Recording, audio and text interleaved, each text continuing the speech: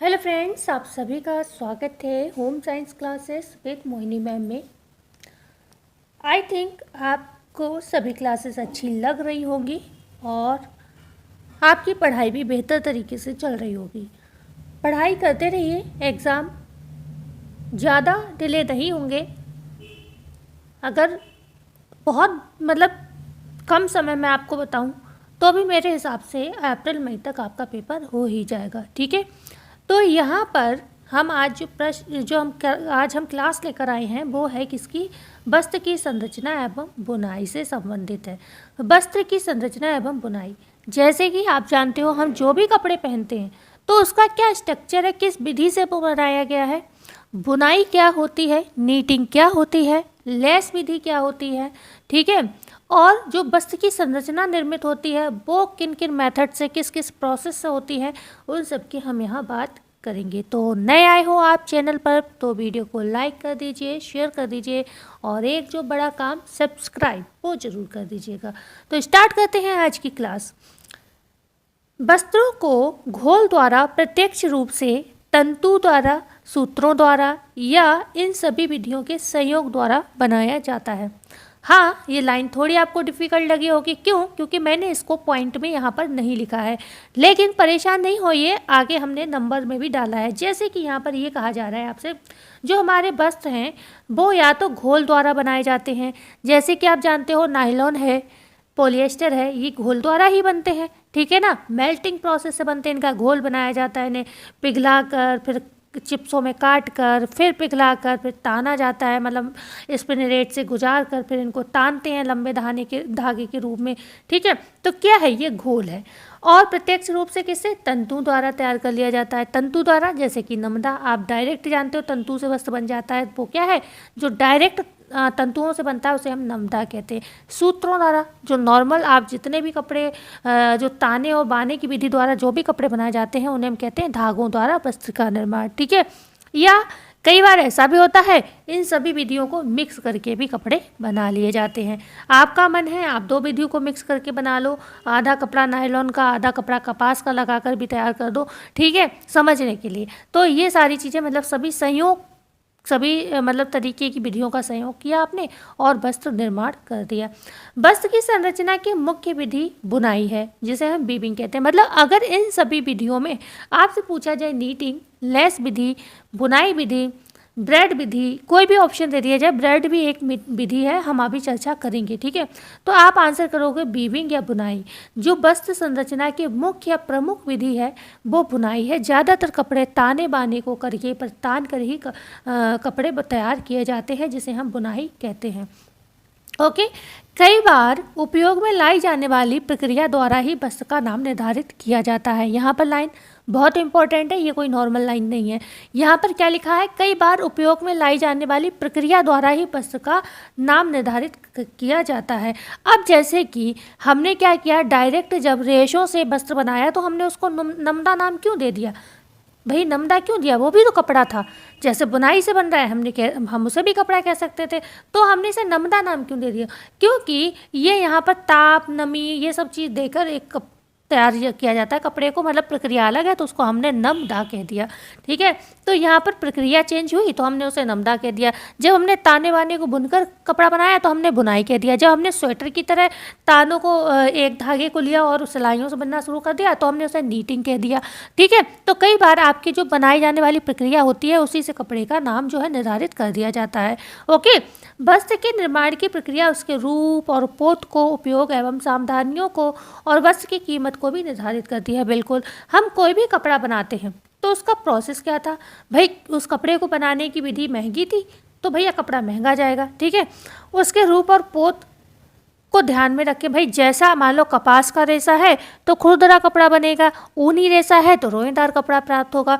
तो ये सारी चीज़ें क्या है, कहीं ना कहीं जो भी आपने बनाने की जो भी विधि थी, आपने सरल मेथड से कोई कपड़ा बनाया है तो आपका कपड़ा सस्ता बिकेगा। आपने महंगे मेथड से कोई कपड़ा बनाया जिसमें मेहनत ज़्यादा लगी है आपकी, तो उससे क्या होगा, वस्त्र की कीमत अलग होगी। आपके रेशे अच्छी क्वालिटी की हैं तो कपड़ा महंगा जाएगा, आपके रेशे निम्न क्वालिटी के हैं तो कपड़ा सस्ता जाएगा। तो ये सारी चीज़ें भी जो होती हैं वस्त्र की कीमत को भी निर्धारित करती हैं कि आपने किस तरीके से कपड़े को बनाया, किस माल का प्रयोग किया, ये सारी चीज़ें, ठीक है। आगे अगर हम बात करते हैं, हाँ, जैसे कि यहाँ पर दिया गया है, ओके, ये जो यहाँ पर लिखा है फेल्ट है, लेस है, डबल नीट है, जर्सी है, तो ये इसका उदाहरण है। ये लाइन नीचे आ गई है कैसे भी, मैंने ध्यान नहीं दिया। कई बार उपयोग में लाई जाने वाली प्रक्रिया द्वारा ही वस्त्र का नाम निर्धारित किया जाता है। जैसे हमने बताया था फेल्ट नमदा की रेशो से बनाया, तो हमने उसको नमदा नाम दे दिया। हमने धागे से कोई डिज़ाइनदार मतलब लेस की तरह डिज़ाइन बनाई, तो उसको हमने लेस कह दिया, ठीक है। डबल नीट, जर्सी, तो इनके अलग अलग नाम क्यों है?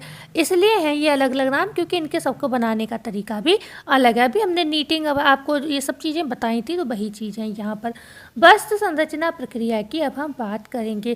भाई वस्त्र की संरचना अगर आपसे पूछी जाए तो ध्यान रखिएगा, ये 3 तरीके से बनाई जाती है, जिसमें हमने बहुत बड़ी मिस्टेक कर दी कि एक ब्लैंक पेज यहाँ पर नहीं डाला। जैसे कि अगर आपसे प्रश्न बने कि वस्त्र की संरचना किस किस तरीके से बनाई जाती है, तो आप यहाँ पर लिखोगे वस्त्र संरचना प्रक्रिया, ठीक है। हम बना लेते हैं छोटा सा डायग्राम, वस्त्र की संरचना की क्या की प्रक्रिया, ओके, संरचना प्रक्रिया, ओके। अब ये प्रक्रिया में हम क्या करेंगे, हम बताएंगे आपको कि यह जो वस्त्र होते हैं वो हम टोटली कितनी विधि से, 3 विधियों से बनाते हैं। नंबर 1 घोल द्वारा, ठीक है, घोल द्वारा बनाते हैं, मतलब जो सॉल्यूबल मेथड होता है उस तरीके से, फैब्रिक मेड फ्रॉम सॉल्यूशन। दूसरा मतलब घोल द्वारा लिख लीजिए, आप पूरा लिख लीजिए, ओके। दूसरा अगर हम बात करते हैं तो प्रत्यक्ष रूप से तंतु द्वारा, ठीक है, प्रत्यक्ष रूप से हमने डायरेक्ट तंतु से जैसे नमदा बनाया, ओके। तीसरा हमने बताया सूत्रों द्वारा वस्त्र बनाना, सूत्रों द्वारा मतलब धागों से कपड़ा बनाना, ठीक है। तो मैं शॉर्टली लिख दे रही हूँ क्योंकि हमने सब कुछ लिखा हुआ है, बस आपको डायग्राम से तुरंत समझ में आ जाएगा अच्छा किसके अंतर्गत क्या चीज़ आ रही है। तो जो हमने पहला घोल द्वारा बताया, इससे 2 तरीके के वस्त्र बनाए जाते हैं। नंबर 1 आती है फिल्म विधि, मतलब 2 विधियों से वस्त्र बनाए जाते हैं। एक फिल्म विधि होती है, फिल्म विधि मैं यहाँ पर शॉर्ट भले ही लिख दूँ लेकिन आपको नीचे सारा टोटली लिखा हुआ मिलेगा। दूसरी होती है ये फोम विधि, ओके। तो यहाँ पर आपको ऐसे अच्छे से समझ में आ जाएगा, इसलिए मैं लिख रही हूँ। प्रत्यक्ष रूप से तंतु द्वारा अगर पूछा जाए क्या क्या बनता है, तो यहाँ पर एक तो आपका नमदा बनता है, भाई जगह कम है तो मैं ऐसे एडजस्ट करा दे रही हूँ। नमदा बनता है जिसे हम फेल्ट कहते हैं, और दूसरा आपका बनता है जो बुनाई रहित विधि के कपड़े होते हैं। बुनाई रहित विधि आप मतलब डायरेक्ट बुनो नहीं, और डायरेक्ट कपड़े को मतलब किसी भी ना किसी तरीके से बना दो। जैसे कि ज़्यादातर आपके जो रासायनिक होते हैं, रासायनिक जो कपड़े होते हैं, यांत्रिक होते हैं, बहुत सारे कपड़े ऐसे होते हैं जिनकी बुनाई नहीं होती, डायरेक्ट घोल बनाया और उसको डायरेक्ट भी बना देते हैं ये लोग, ठीक है। तो बुनाई रहित विधि के अंतर्गत मतलब ज़्यादातर रासायनिक, तापीय, यांत्रिक ऐसे वस्त्र आते हैं, ओके, बुनाई रहित विधि। दूसरा सूत्रों द्वारा अगर आपसे पूछा जाए तो सूत्रों द्वारा आपके बहुत सारे आ जाते हैं, जैसे कि नंबर 1 ब्रेड हो गया, ओके, ब्रेड हो गया। नंबर 2 अगर आपसे पूछा जाए, नंबर आप डाल लीजिएगा अपनी कॉपी में, ओके। नंबर 2 अगर आपसे पूछा जाए तो नीटिंग भी इसी में आएगा, और मैं बोल देती हूँ, जगह नहीं रही बोल देती हूँ, लेस विधि और बुनाई विधि, ये 4 आती हैं सूत्रों द्वारा, ठीक है। अब हमने इन सबको लिखा है, ऐसा नहीं हमने इनको लिखा नहीं है, लेकिन ये है कि ऐसे में आप कन्फ्यूज़ ना हो, इसलिए मैंने वो डायग्राम बनाया था। वस्त्र संरचना प्रक्रिया की अगर हम बात करें तो हमने क्या बताया आपको, वस्त्र जो बनाए जाते हैं वो नंबर 1 घोल द्वारा वस्त्र बनाना, मतलब फैब्रिक मेड फ्रॉम सॉल्यूशन। सबसे पहले हमने यही बताया था, अभी आपको बताया था, जिसमें हमने पहली विधि बताई थी फिल्म विधि, और दूसरा मेथड बताया था फोम मेथड, ठीक है। तो ये वही है। अब हम इसको पढ़ते हैं, समझते हैं ये है क्या। जो फिल्म विधि होती है वस्त्र बनाने की, इसमें घोल को संकरी दरारों, नैरो स्लाइड्स में से गर्म हवा में से निकाला जाता है, ठीक है, या घूमते हुए ड्रमों पर फैलाया जाता है। गर्म जो रोल्स होते हैं के मध्य मोल्डिंग पाउडर को भी यहाँ पर दबाया जाता है, जिससे जो रेशियो होते हैं वो चिपके नहीं। मोल्डिंग पाउडर उनको मोल्ड करने का काम करता है और ये चिपकते भी नहीं है, ठीक है। तो अब आप इसको समझिएगा। फिल्म विधि में हमने क्या बताया, घोल द्वारा, मान लो आपने घोल तैयार किया, ठीक है, और इनको संकरी दरारों से निकाला, जैसे कि कह सकते हैं स्पिनरेट के छिद्रों में से निकाला। उधर से क्या है, गर्म हवा चल रही है, गर्म हवा में या फिर घूमते हुए ड्रमों पर इनको फैला दिया जाता है, जिससे ये सूख जाते हैं, ठीक है ना। और उन पर पाउडर छिड़कना इसलिए ज़रूरी होता है जिससे रेसे, क्योंकि वो आप जानते हो घोल है, घोल के रेसे वो चिपके नहीं जहाँ पर भी उन्हें फैलाया जाए, ठीक है। और फिर उनको खींच कर धागा तैयार कर लिया जाता है, ओके। आगे हम बात करते हैं फोम विधि की। फोम मेथड क्या होता है? लोचमयता वाले पदार्थों के मध्य हवा को प्रवेश कराकर फोम को बनाया जाता है। फोम आपने देखी होगी सबने। रबर और पॉलीयूरेथेन इसके सबसे प्रचलित उदाहरण है। मतलब जो आपके रबर बनाए जाते हैं और जो पॉलीयूरेथेन के जो भी वस्त्र होते हैं वो किस विधि से बनाए जाते हैं? वो फोम विधि से बनाए जाते हैं। ये ध्यान रखिएगा। कैसे वस्त्र होते हैं? ये लोचमय वस्त्र होते हैं। ओके, बस इतना क्लियर कर लो। थोड़ा सा और इसमें ज़्यादा कुछ नहीं है। पॉलीयूरेथेन और रबर वाले जितने भी वस्त्र होते हैं वो फोम विधि के अंतर्गत आते हैं। और लोच में तो होती है रबड़, आप जानते हो, खींचोगे खींची जाएगी, छोड़ दोगे तो अपने स्थान पर आ जाएगी। ठीक है ना? तो इसका भी वही प्रक्रिया है। लोचमयता वाले पदार्थों के मध्य हवा को यहाँ पर प्रवेश कराते हैं। तभी आप जानते हो कोई भी रबड़ वाली चीज़ उठाओ या कोई भी चीज़ आप हाथ में लो, उसे दबाओगे तो वो दबेगी, क्योंकि उसमें हवा का प्रवेश कराया जाता है। ठीक है, और फोम को बनाया जाता है। बकाया हमने अभी ये उदाहरण आपको दे ही दिए।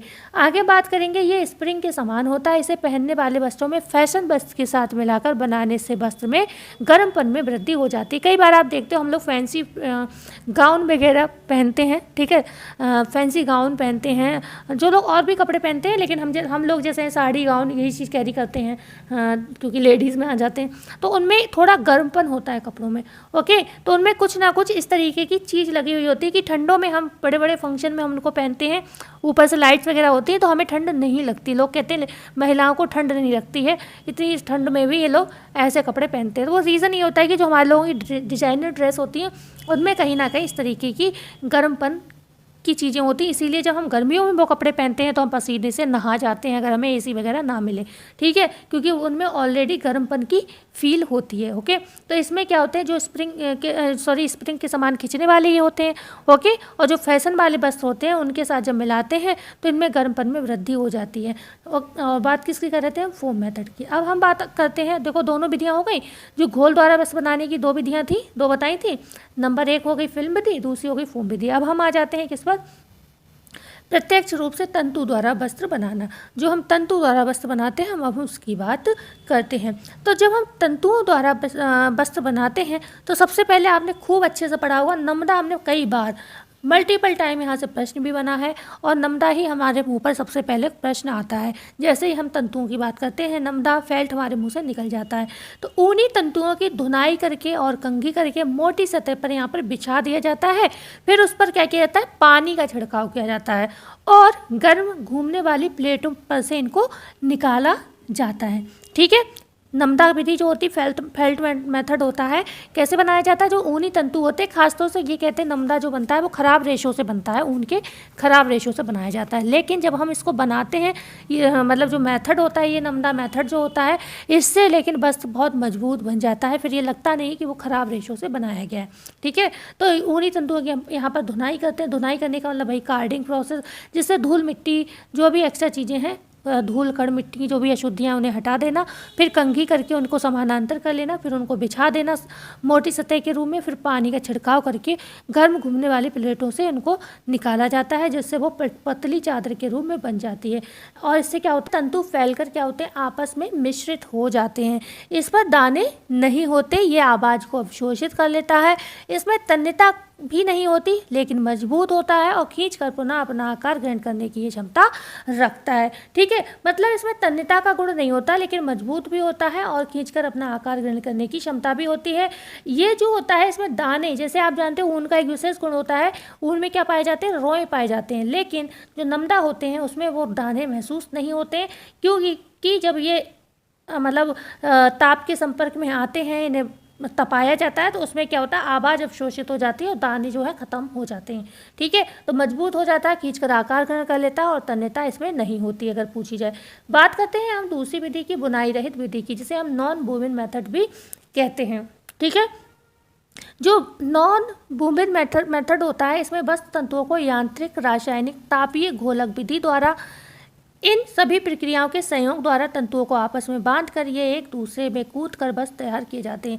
जो बुनाई रहित विधि होती है, इसमें बहुत सारी विधियों का प्रयोग किया जाता है। मतलब यांत्रिक विधि से भी रेशे से धागे बनते हैं। ठीक है, मतलब नॉन वूवन मेथड बिनाई नहीं होगी, यांत्रिक विधि से भी कपड़ा बनता है, रासायनिक विधि से भी रासायनिक तापीय घोल बनाकर रासायनिक विधि से भी वस्त्र बनता है, और इन सभी विधियाँ जो भी हमने पढ़ी इन सबको मिक्स कर कर भी यहाँ पर कपड़े बनाए जाते हैं। मतलब इसमें क्या है, बुनाई नहीं की जाती, डायरेक्ट रासायनिक प्रक्रिया द्वारा, तापीय प्रक्रिया द्वारा या यांत्रिक मेथड द्वारा डायरेक्ट कपड़े को यहाँ पर मतलब तैयार कर लिया जाता है। ठीक है, लेकिन इसमें एक विशेषता होती है, ये बुने हुए या नीटिंग किए हुए वस्त्रों से अधिक सस्ता होता है, क्योंकि इसको बनाने का तरीका थोड़ा अलग है। आप जानते हो जो रासायनिक विधि से वस्त्र बनते हैं वो ज़्यादातर गर्म वस्त्र होते हैं, गर्मी में पहनना मुश्किल होता है। मतलब वो गर्म नहीं होते हैं लेकिन वो सस्ते भी मिल जाते हैं, गरीब लोग खरीद तो लेते हैं उसको, वो तो एडजस्ट कर लेते हैं। लेकिन जो लोग कपड़े, मतलब हम लोग हैं कॉटन पहनते हैं और हमें कोई सिंथेटिक इस तरीके का कपड़ा गर्मी में कोई पहनने को दे दे तो हमें कई बार ऐसा होता है, मैंने 1-2 बार, मुझे साड़ी की ज़्यादा जानकारी नहीं, मैं ले लेती हूँ, लेकिन वो देखने में कॉटन की तरह लगती हैं और फिर वो सिंथेटिक निकल जाती हैं, तो मैं गर्मी में बिल्कुल कहीं भी किसी फंक्शन में वो साड़ियाँ नहीं पहन पाती हूँ। तो ये वाली चीज़ हो जाती है, वो मतलब सस्ती भी मिल जाती हैं, थोड़ी देखने में अच्छी लगती हैं, जो नॉर्मल साड़ियाँ आती हैं उनसे सस्ती मिल जाती हैं, लेकिन वही बात है कि वो फिर बाद में रियलाइज़ होता है कि हमने बेकार पैसा फूंक दिया, क्योंकि वो हम फिर पहन भी नहीं पाते हैं। ठीक है, तो यहाँ पर हमने क्या किया, कहा ये बुने हुए या नीटिंग जो किए जो वस्त्र होते हैं उनसे अधिक सस्ते होते हैं। फेंकने वाली वस्तुएं जो डिस्पोजेबल या टिकाऊ वस्तुओं के हेतु काफ़ी अधिक उपयोग में ये लाया जाता है। जो खासतौर से फेंकने वाली वस्तुएं होती हैं उनके लिए भी जो ये बुनाई रहित विधि है उसका प्रयोग किया जाता है। ठीक है, तो डिस्पोजेबल आप जानते हो बहुत सारे कह सकते हैं, जो हम अभी हमारे यहाँ जो नहीं प्लेट्स वगैरह आती हैं शादी ब्याह, शादी पार्टी में हम लोग जो खाना वाना खाते हैं वो फिर क्या होते हैं, डिस्पोजल टाइप होते हैं, उन्हें हम फेंक देते हैं। तो ये चीज़ें ज़्यादातर इसकी बनती हैं। ओके, डायरेक्टली अगर हम सही शब्दों में कहें तो इसी टाइप की चीज़ें बनती हैं, इससे कपड़े नहीं बनते हैं ज़्यादा, मतलब नॉर्मली जो है अगर हम बात करें तो कपड़े जो हैं बहुत ज़्यादा नहीं बनते, ये सारी चीज़ें जो फेंकने वाली चीज़ें हैं वो बनती हैं। ओके, बात करते हैं पॉइंट 3 की, सूत्रों द्वारा वस्त्र बनाना, fabric made from yarn. Main विधि हमारी यही है वस्त्रों के निर्माण की। ओके, धागे से वस्त्रों की बुनाई करना। ब्रेड मेथड में क्या होता है, ब्रेड विधि में क्या होता है, इसमें सूत्रों को तिरछे या लंबवत स्थिति में आपस में गूंथ लिया जाता है। जो इससे जूतों की लेस भी, मतलब अगर हम कहें जो ब्रेड विधि है, ब्रेड विधि से जूतों की लेस बनाई जाती है, ये मेन पॉइंट है, याद रखिएगा। ये खींचने वाले और आसानी से आकार बनाए रखने वाले होते हैं। जूतों की लेसेस में आपने एक चीज़ देखी होगी कि आप खींचते हो खींच जाते हैं, लेकिन जूतों के लेसेस हमेशा, जूता कितने भी साल चले वैसे ही रहते हैं। ठीक है, तो खींचने वाले तो होते हैं लेकिन आकार को बनाए रखते हैं। ओके, तो जो भी तिरछे और लंबवत स्थिति वाले कपड़े होते हैं रहते हैं तो उन पर ये ब्रेड विधि का प्रयोग किया जाता है। आगे बात करते हैं नीटिंग मेथड। मैंने ये थोड़ा टाइप नहीं कर पाई, टाइम नहीं मिल पाया। नीटिंग विधि या नीटिंग मेथड की बात करें तो आप जो स्वेटर बनाते हो, अच्छा इसमें थोड़ी चीज़ें याद रखिएगा, आपस में गूंथे हुए इंटरलॉकिंग लूप्स की सहायता से एक या अधिक सूत्रों को तैयार किया जाता है। ये बुनाई की अपेक्षा बस तैयार करने की अधिक शीघ्र विधि है। खींचने वाले और लोच में वस्त्र होते हैं। जैसे आप स्वेटर लेना, स्वेटर को हाथ में लेना, खींचोगे खींच जाएगा, छोड़ोगे तो अपने स्थान पर आ जाता है। ओके, लेकिन अगर गीली अवस्था में आपने क्या करा, स्वेटर को पानी में निकाला और टांग दिया तो वो क्या है, क्योंकि लंबे समय तक वो पानी के भार में रहेगा तो वो खिंच जाएगा, फिर बराबर अपनी कंडीशन में नहीं आएगा, क्योंकि वो वजन के साथ बढ़ रहा है और लंबे समय तक रहेगा जब तक पानी नहीं निचुड़ पाएगा तब तक।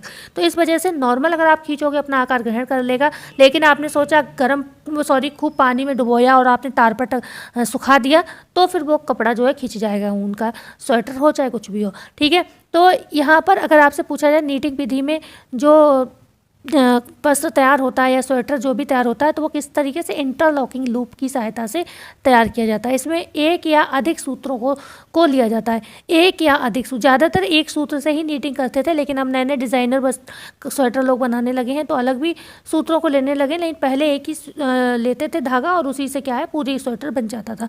ठीक है, और ये शीघ्र और सरल विधि भी है।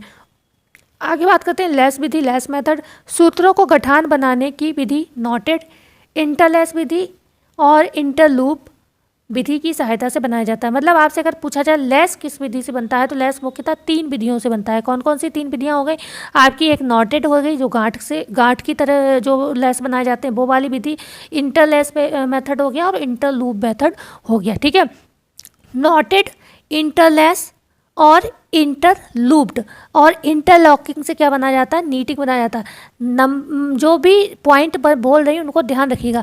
इंटरलॉकिंग है नीटिंग विधि और ये कैसी विधि है, लेस कैसी विधि है, नॉटेड है, इंटरलेस है और इंटरलूप्ड विधि है की सहायता से बनाया जाता है। ये या तो किनारों पर या पूर्ण वस्त्र पर कुछ चित्र की सहायता से ही बनाया जाता है। जैसे कि आपने देखा हो कई कपड़े, आप मान लो एक सूट है तो कई बार आप देखते हो, मान लो ये सूट है, समझने के लिए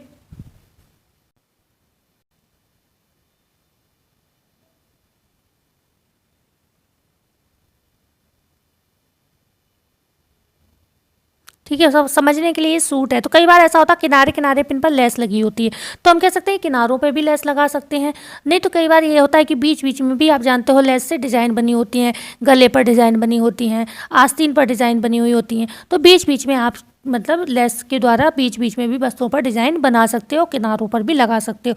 तो ये लेस भी एक मेथड है जो किसके अंतर्गत आता है, सूत्र जो धागों द्वारा कपड़े बनते हैं उसके अंतर्गत आता है। ठीक है, 3 तरीके से ये तैयार की जाती है। ओके, इसके किनारे या पूर्ण वस्त्र सजावटी होता है, मतलब इससे जो वस्त्र का किनारा है या फिर कह सकते हैं पूरा वस्त्र सजावट सजा हुआ सुंदर बनता है। इसमें खुली छिद्र में संरचना होती है। बिल्कुल, लेस आप जब भी देखोगे, कल की क्लास में कोशिश करूंगी ये लेस और ये नीटिंग मेथड से जो भी कपड़े होते हैं इनका एक पिक्चर आपको दिखा दूँ। तो जो भी आप लेस देखते हो तो आप देखते हो लेस में डिज़ाइन होती है, आप देखोगे तो उनमें बीच बीच में छेद होते हैं। ठीक है, तो छिद्र में संरचना होती है लेस। भाई लेसेस तो आपने देखी होंगी अगर आप होम साइंस के स्टूडेंट रहे होगे, कहीं भी ना कभी आपके कपड़े में, आपके घर में कभी तो आवश्यकता पड़ी होगी कि आप लेस लाए होगे, आपने किसी प्रोजेक्ट में या कहीं भी आपने डिज़ाइन लेस को लगाया होगा। ठीक है, ये हाथ द्वारा और मशीनों द्वारा बनाई जाती है। ये भी ध्यान रखिएगा, जो लेस है वो हाथों से भी बनती है और मशीनों से भी बनती है। लास्ट हमारा है बुनाई। बुनाई और उसके बाद हम थोड़ा प्रक्रिया देख लेंगे एक बार।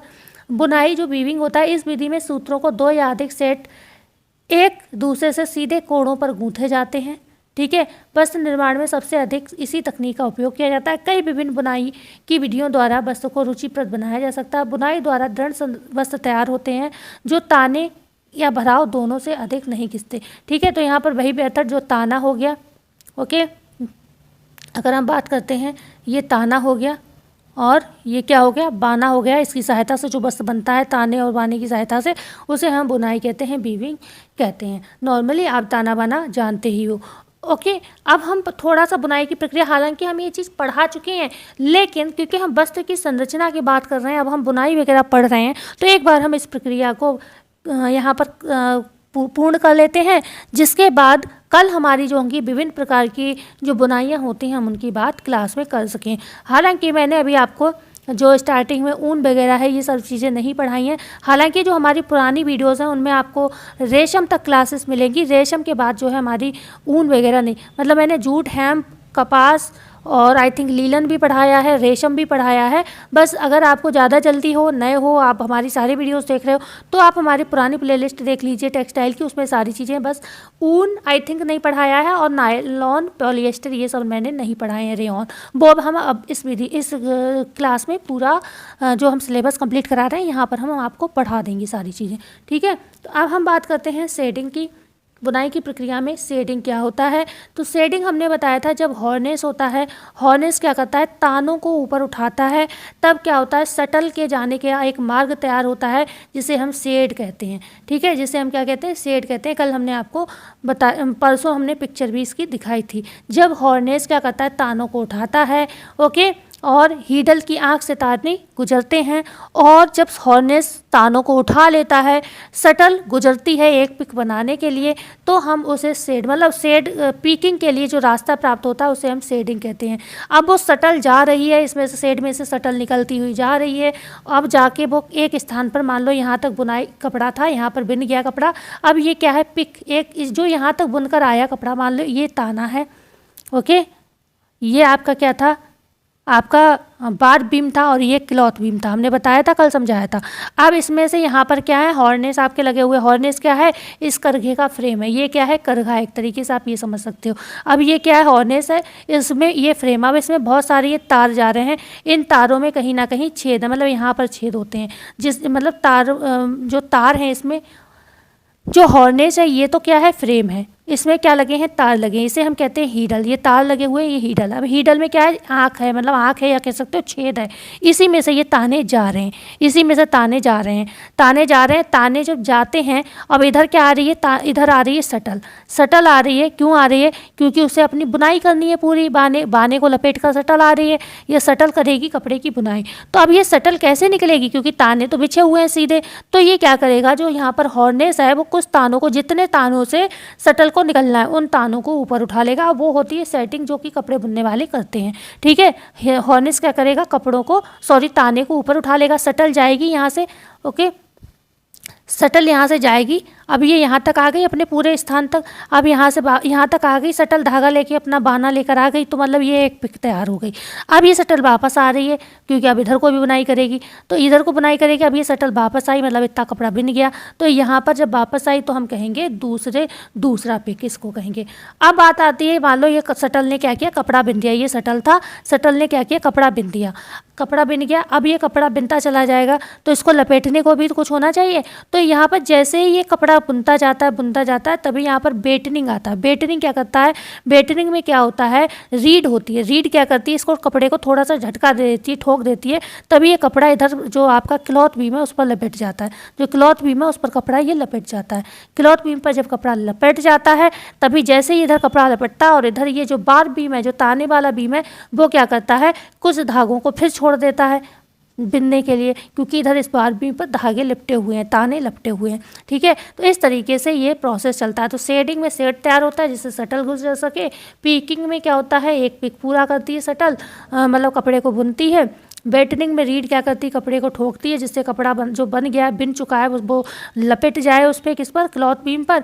उसके बाद आता है लपेटना, जिसको हम कहते हैं टेकिंग ऑफ, जो मतलब जैसे ही रीड ने ठोका, ओके, जो लपेटना और छोड़ना होता है, ये बुनाई की वही अंतिम प्रक्रिया होती है, जिसमें जैसे ही ये बेटनिंग ठोकता है, कपड़ा लपेट जाता है क्लॉथ बीम पर, और उधर ताने जो होते हैं, ताने वाला जो बीम है, ये वाला बीम जो है वो धागों को और छोड़ देता है बुनाई के लिए, ठीक है। तो ये आपका पूरा प्रोसेस था।